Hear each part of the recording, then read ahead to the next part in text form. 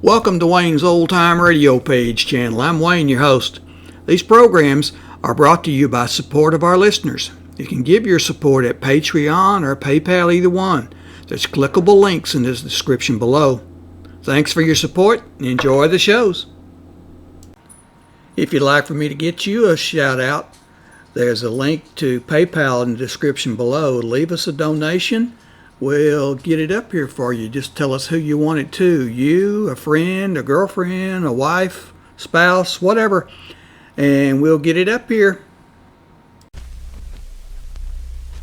Get this and get it straight. Crime is a sucker's road, and those who travel it wind up in the gutter, the prison, or the grave. This time, a platinum wristwatch, a body on a lonely strip of beach, and a case of heart failure in a Beverley Hills garage, all added up to blackmail, 25 years old, and a killer who would never be caught. It happened like this. From the pen of Raymond Chandler, outstanding author of crime fiction, comes his most famous character in The Adventures of Philip Marlowe.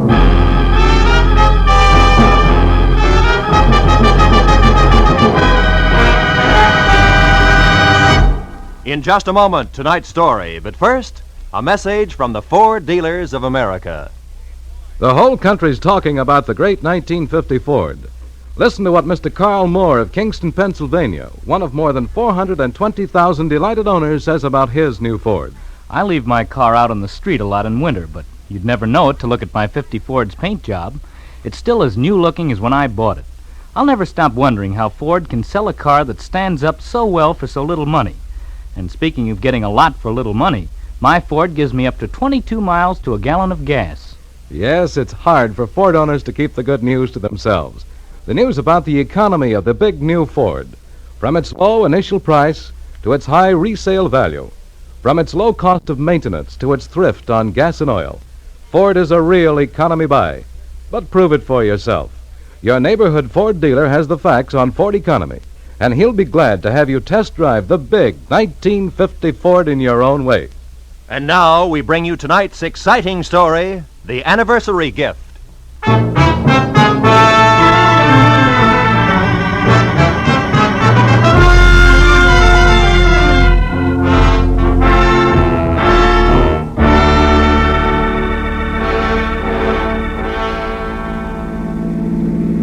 We turn left at the next corner, cabby. Okay. Boy, this Beverly Hills in a sunny afternoon is really something, ain't it? Yeah. Wide streets, classy homes. Boy, these jokers got it made. Some life. Nothing ever gets to them to bother them except the income tax, maybe. Yep. Here it is, mister. 8834 Beverly Road. What a joint. Yeah. Wait for me, huh? Sure, mister.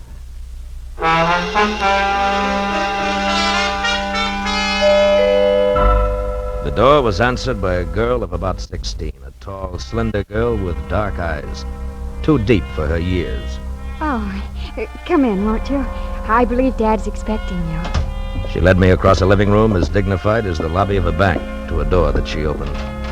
If you'll wait here in the library, I'll tell Dad you've come.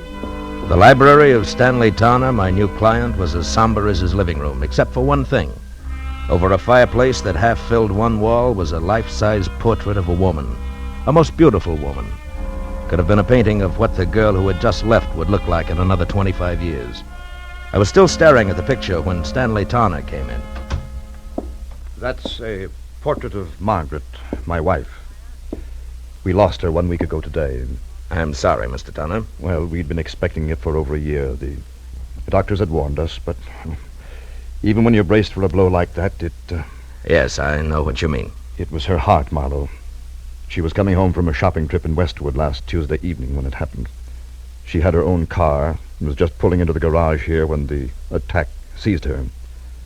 Catherine, my daughter, and I both heard her car hit the garage wall. We ran out and found her. The doctor did everything possible, but Wednesday morning she was dead. And I'm sorry. It's all right, Mr. Towner. I must tell you all this because the reason I called you here has to do with Margaret's death. I don't understand. I've got to get Margaret's watch back. A what? A watch? Yes, a wristwatch. It's Well, I'll try to explain. I loved my wife very deeply, Marlowe. Now that I've lost her, the most important thing in the world to me is the preservation of her memory. Can you understand that? Well, it's natural that you'd cling to things that remind you of her, Mr. Towner. Now, what about the watch? It's lost. Somewhere in Camino Beach. You know where that is? Yes, a few miles below Redondo. Yes, that's right. Well, the day Margaret died, I had taken her watch with me to have it repaired. I went down the coast on some business, and on the way back I stopped at Camino Beach for lunch, a place called the Trade Winds. You had the watch with you when you went in? Yes, in my overcoat pocket. I came out and got in my car and was halfway back to my office before I realized it was gone. I've got to get it back, Marlowe. How much is it worth? In cash, about $500, but to me, now, it's worth 20 times that. What's the watch like? It's a Benris, platinum, and set with emeralds. Mm-hmm. I gave it to Margaret on our 20th wedding anniversary. There's an inscription on the back to Margaret from Stanley with eternal love. I know that watch is somewhere in Camino Beach. Can you find it and bring it back here to me? There's nothing more you can tell me? Unfortunately, that's all there is. I'll do my best, but I can't guarantee a thing.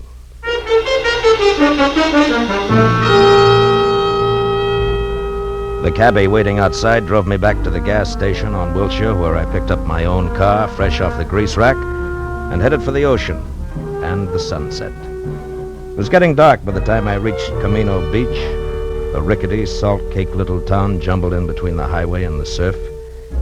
Well, my first stop was the Trade Winds Cafe, a waterfront shack on spindly legs standing knee-deep in a smelly backwash. It only took 10 minutes to find that there was nothing there for me. After that, I drew a blank at each of the 3 hock shops in town. Wound up an hour and a half later, no farther than the sidewalk curb, where I watched a traffic cop brand my tire with his parking marker, plant a heavy foot on my bumper to steady his bike, and light a cigarette. Hiya. Is this your car? Yeah. What is it? Am I overparked? Nope, not yet. Just borrowing your bumper a minute. Fine? Of course not. Got a lot of scratches already. Say, that's a fancy chalk label you put on the side of that tire there. Z, the mark of Zorro, huh? No, the mark of Ziegler. That's me. Just a little thing I worked out to add a personal touch to my business. You're a stranger around here, aren't you? Yeah, from L.A. Uh-huh. Saw you coming out of the pawn shop there. You don't look like the type. Well, I'm not, as long as my luck holds. Actually, a friend of mine lost a wristwatch here in town. I'm trying to locate it. Pretty good watch, is it? Yeah, good enough. The really tough part is that it has a very big sentimental value. I've tried all 3 of the pawn shops in town, but no dice. You know, if I had a friend who'd lost a good watch, I think I'd check in at Sean's bicycle shop on 3rd Street. Well, thanks a lot, Ziegler. Don't mention it. Oh, incidentally, I wouldn't bother to tell him who sent me down if I was you. So long.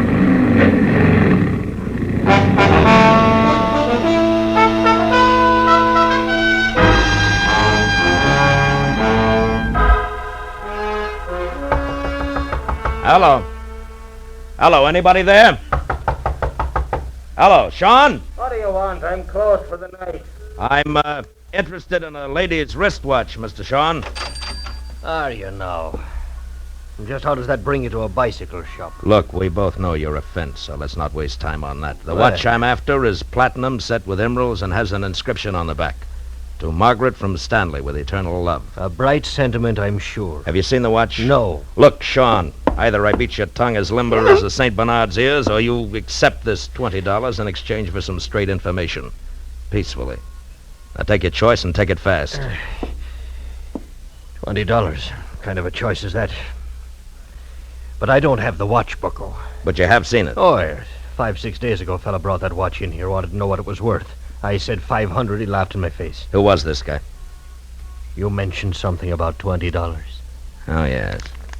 Here. All right, now give. Yeah, that's better. His name is Chip Menashe. In summers, he works in the concessions in the pier. In winters, he's nothing more than a beachcomber. Lives in a little room out on the pier behind the shooting gallery, and that bucko is your $20 worth. It had better be, Shane, or I'll be back for my change.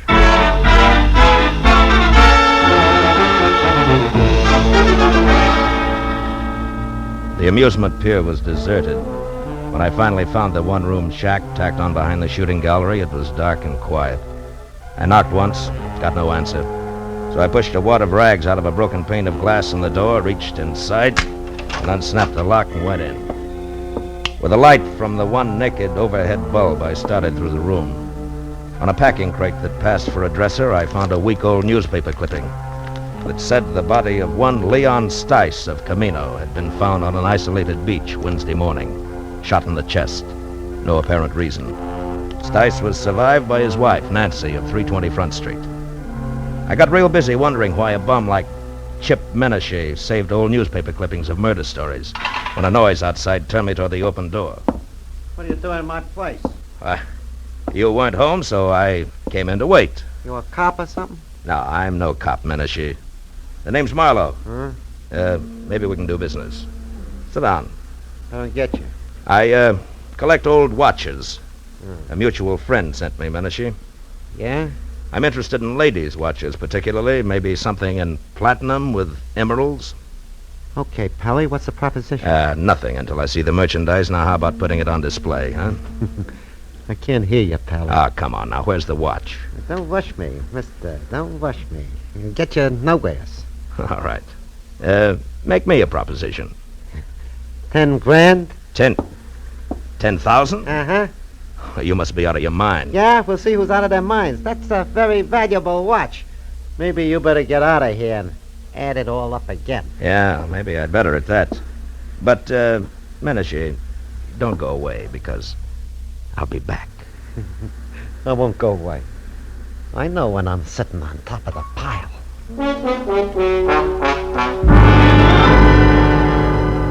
As I walked away, a hunch kept whispering to me that the body of a guy named Leon Stice, found on a lonely beach, was somehow tied in. So I decided to pay a call on his widow. I drove down Front Street to number 320, but there was nobody home. As a matter of fact, the only sign of life on the entire block was a red neon pelican in a blue neon martini glass above the door of a bar across the street. So I walked over and went in. A couple of questions later, I found Nancy Stice sitting alone in the back. The offer to buy a drink was the only introduction I needed. Sure, you can buy me a drink. Hey, Charlie. Okay, Nancy. I'm an old friend of your husband's, Nancy. I just heard. That louse didn't have no friends. Yeah, Nancy. Something for you, mister? No. Here, keep Thanks. Mud in your eye. Nah. I got nothing against Leon Stice, except 25 years of living with him in a Camino Beach rat hole on nothing. That's all. Any idea why he was killed? For the role he was carrying. After what you just said, that makes no sense. That's the way it was. And I didn't get one red cent of it. It was all gone when they found him. Did you tell the cops he had money on him? Nah. I hate cops. Yeah, sure. Where did Leon get this dough? He told me he ran into an old acquaintance who was staking him. Some guy named Martin Vogel who used to live here in Camino Beach years ago. Martin Vogel was staking him? To what? Leon said him and Vogel was going in business together. The cash was in advance. Oh, sure, he was going to be such a big shot. What kind of business, Nancy?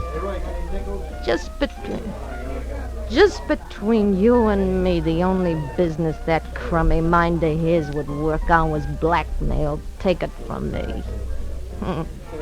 Now, how about another drink for his grief-stricken widow, huh? I'll, leave $1 on the bar on my way out.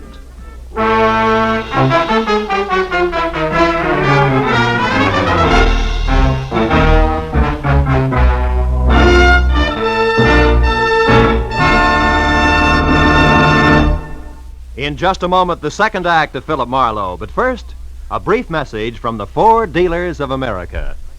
From coast to coast, Ford owners agree the big new Ford brings you more for your money. More in comfort, more in performance, and more in economy.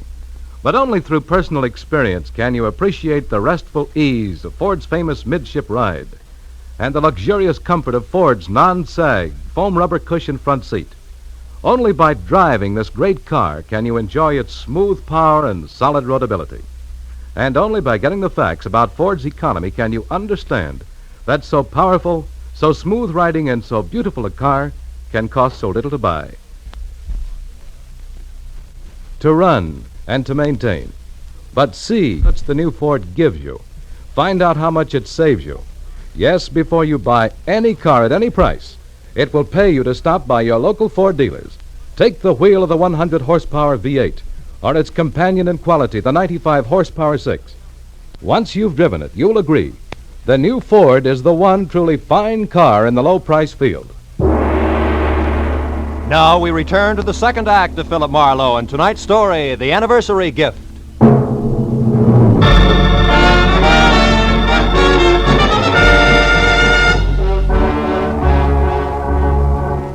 I left the Pelican Club, got into my car, and started for the local law on the chance that I could learn something more about the new question mark I'd picked up named Martin Vogel.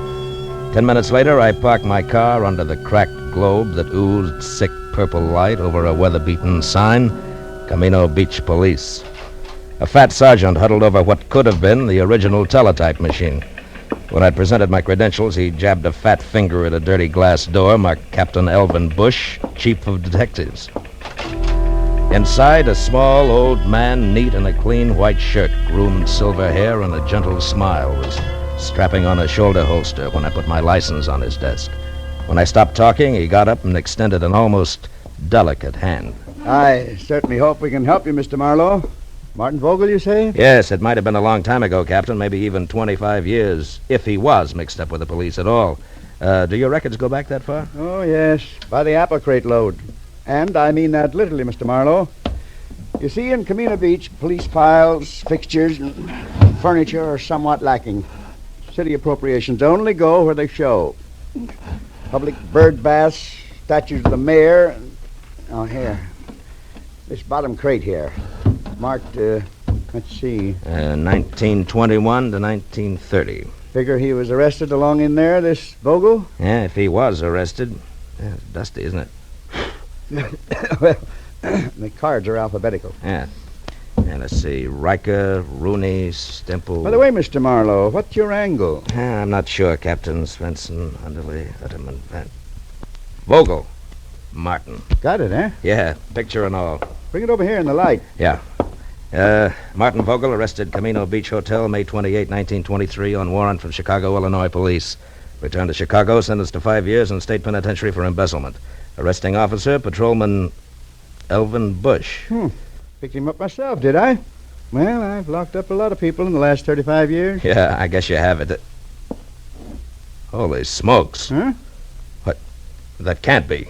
What is it, Mr. Marlowe? You look kind of pale. There was no mistaking it. The time-yellowed picture of Martin Vogel made it plain. Vogel and my client, the distinguished Mr. Stanley Towner, were one and the same. That meant that Towner had lied to me, and more important, had no doubt killed Leon Stice, who was blackmailing him because he knew he was Vogel.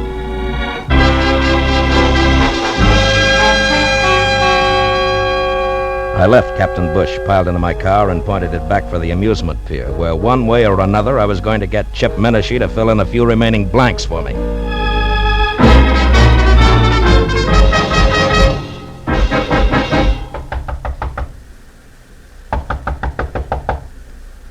Yeah, who is it? Marlowe, Menashe. I want to talk business. Okay, Marlowe. Looks like I doped it right. I thought you'd come back. All right. Now get up. And listen hard. I want the watch and the story that comes with it. I told you my price. It's still 10 grand. You're bluffing, Menashe. You know the watch means money, but you don't know why. Yeah, Mr. Wisen. All right, now come on, talk. Okay, quit. I'll tell you what you want. I took the watch from Leon Stice. I found him dead on the beach. It was clenched in his fist. And the dough you're spending? Was in his wallet. Let me up, will you? All right, come on. Now sit over there. Hands in your lap. School isn't out yet. What more do you want, Marlowe? How do you tie the watch in with Stanley Towner? What makes you think I did? The fact that I was sent here to Camino Beach and the fact that you were ready and waiting for somebody. Well? Okay. I was lucky. When I read about Stice in the papers, I also just happened to read another article on Oddity, you might say. About a woman in Beverly Hills. A rich man's wife who got a heart attack in her car just she pulled into her garage. Woman called Towner. Front name Margaret. Wife of a big shot broker, also called Towner. Front name Stanley. I went from there. I was shrewd. Yeah, genius. Okay, now give me the watch. Come on, let's have it. All right, get your mitts off. Here. Now you're real happy, Muscles. Happy that you... Hey, cops. Coming this way. Hey, Medici, wait a minute! By the time I got to the door, he was halfway across the boardwalk to his car. But Captain Bush and his sergeant were ready and waiting. When Medici was next to the gun he kept in his glove compartment, the spotlight on the squad car slashed through the dark, found him, and froze him in a position. We've got you, Medici. You'd better quit. Medici, do you hear me? Yeah. No, you listen, Papa. Let him have it, Becker. The windshield sprang into little pieces. That got him. Come on, Becker. Yeah, Captain. I waited until Captain and Becker were next to the body and had lifted it off the steering wheel. Then I moved quietly along the side of the buildings as far as the squad car. There, I turned and started back toward them. Hey, what happened? Oh, it's you, Captain. What brings you around here, Mr. Marlowe? A guy in town told me that somebody named Chip Medici might give me a lead on Martin Vogel. You won't be able to now. That's Medici. What? We wanted him for a week-old stick-up murder. Stick-up murder? That guy on the beach? The same.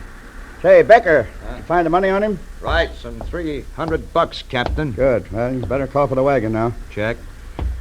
Funny thing, Mr. Marlowe. One fingerprint did it. Oh, how's that? That guy on the beach, Leon Stice. We found his empty wallet in the sand next to him.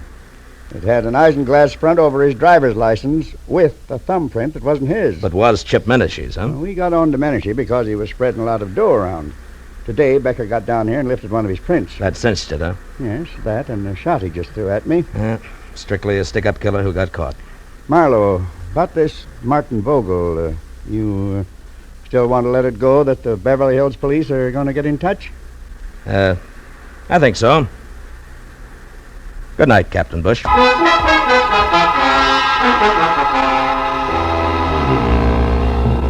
The ride back to Beverly Hills was an uncomfortable hour and a half, cold and empty. I was glad that I had things to do like stop and start and shift gears. It kept me from thinking too much about a lot of things and a lot of people I wish I'd never heard of. People like Stanley Towner, who I had every reason to be against, but who I was starting to pull for. Stanley Towner, a man who had started all over again after a single mistake made 25 years ago. A man who had fought to build good things, like a comfortable home, a marriage to a woman in a painting, a 16-year-old likeness named Catherine. But Stanley Towner, who was also a killer on a lonely stretch of beach far from home, destroying something rotten who would destroy him. A killer that nobody knew about, except me. Well, I pulled into the driveway and parked behind the car that had been Margaret's. As I got out, the light of the garage went on and the side door of the house opened. I felt almost wrong dropping my hand around the .38 in my side pocket. Good evening, Mr. Marlowe. You have the watch? Yeah. I had quite a tussle getting hold of it. I imagined you would. Menici's dead, Mr. Towner. Menici? Who is Menici, Mr. Marlowe? The reason you hired me?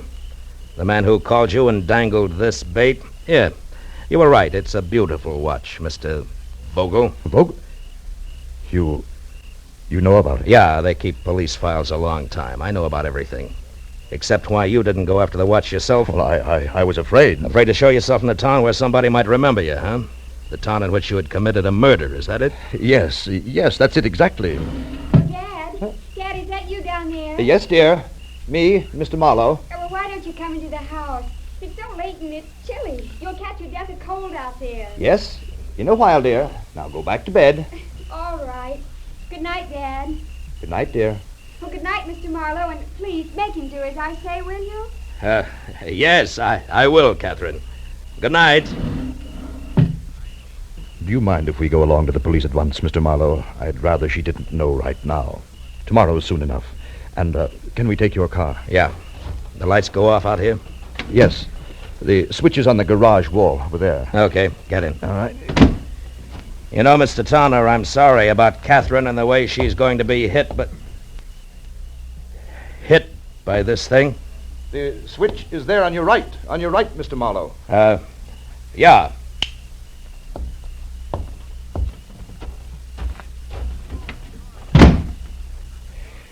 It was a very nice house.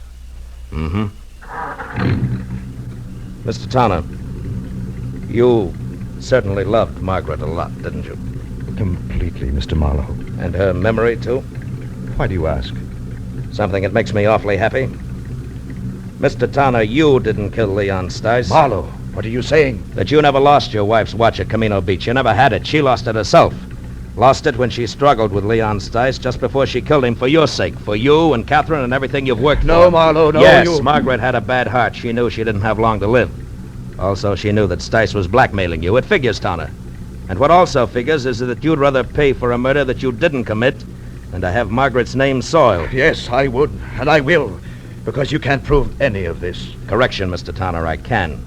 With your wife's car there in the garage, the car in which she died on what you said was her return from Westwood. Which it was? No, not according to a funny little chalk mark I just saw on one tire, it wasn't. A little white Z that a policeman named Ziegler in Camino Beach makes to check on parking time. And we can go on from there. Your confession won't mean a thing. But, Marlowe, it must... No, I guess it won't. I guess you can't hide the truth very often, can you? No. Only once in a great while. And then, strangely enough, only when it seems like the right thing to do. What do you mean? Why did you stop the motor? There's one thing I haven't told you yet. The way things worked out in Camino Beach, Mr. Towner. The police there think that Menashe killed Leon Stice, and they're happy that way. They never heard of you or your wife. And I don't see why they should. No. Yes. I mean that nobody really knows the whole story. Nobody except you, Marlowe. Nobody, Mr. Towner. Good night. Thank you, Mr. Marlowe. Good night.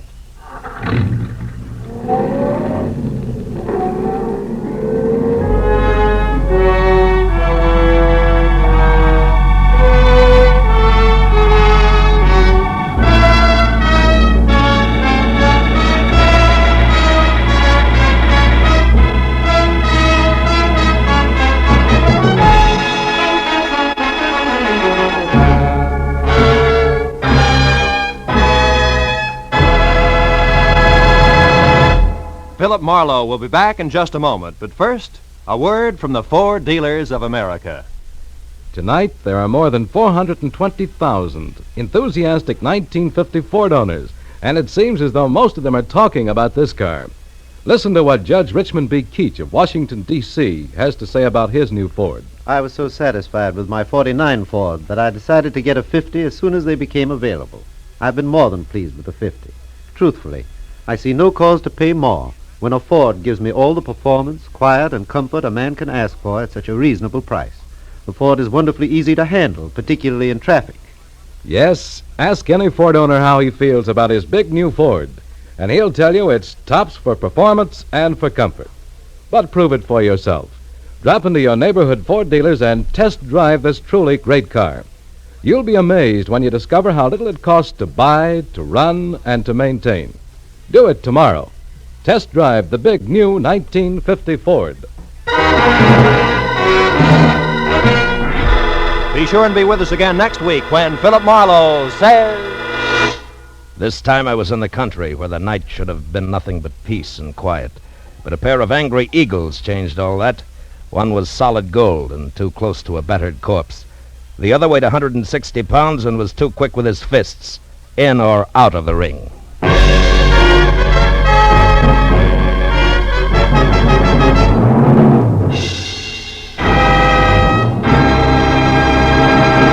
The Adventures of Philip Marlowe, bringing you Raymond Chandler's most famous character, tonight starred Bill Conrad, are produced and directed by Norman McDonnell, and are written for radio by Robert Mitchell and Gene Levitt.